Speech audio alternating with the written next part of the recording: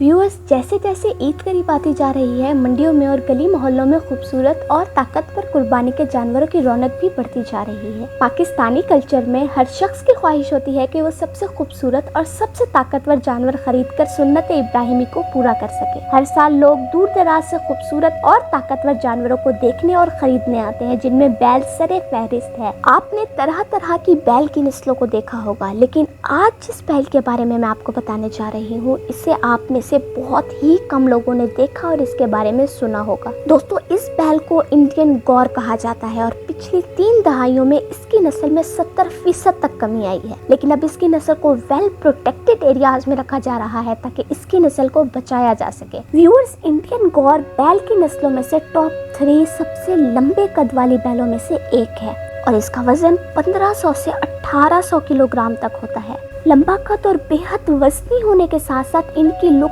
बहुत ही खतरनाक होती है। लंबे नोकदार सींग और इनके दरमियान ह्यूज फॉरहेड और डार्क ब्राउन स्किन इन्हें और भी खूबसूरत बनाती है। इसीलिए लोग इन्हें इंडियन बाइसन भी कहते हैं और बदकिस्मती से ये नस्ल पाकिस्तान में पाई ही नहीं जाती। अगर आपको वीडियो पसंद आई हो तो वीडियो को लाइक और चैनल को सब्सक्राइब कर दें।